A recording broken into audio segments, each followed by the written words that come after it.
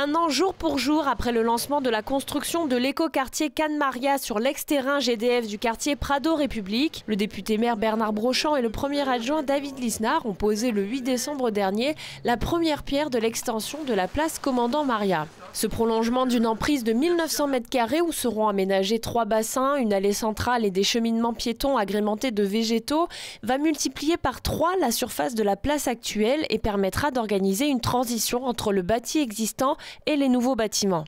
Aujourd'hui, on lance une nouvelle place qui va continuer la place Commandant Maria et qui est un espace très esthétique en créant des voiries, en créant des rues pour les piétons et uniquement pour les piétons, des espaces de déambulation. Notre approche, c'est vraiment d'oxygéner le quartier. Sur l'ancien terrain qu'occupait l'usine à gaz vont être édifiés 270 logements répartis en 3 immeubles avec 20% de logements sociaux et 30% à coût maîtrisé. Mais aussi des commerces, un parking souterrain de 600 places ouvert au public ainsi qu'une maison des associations, le tout dans un environnement végétalisé et aéré.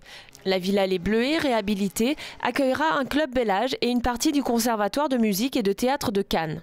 C'est un projet qui a été primé par le ministère de l'Environnement et de l'Écologie, d'abord parce qu'il respecte des principes environnementaux forts, mais aussi sur sa démarche de concertation. C'est un projet qui a été conçu avec les habitants à chacune des étapes. Et pour se faire une idée plus précise du futur quartier, riverains et cannois étaient invités ce jour-là à vivre sur le site une expérience inédite de réalité augmentée qui permet, grâce à une application mobile et des tablettes tactiles prêtées pour l'occasion, de visualiser en 3 dimensions le rendu final de l'opération. C'est très moderne, c'est à l'avant-gardiste, c'est très bien.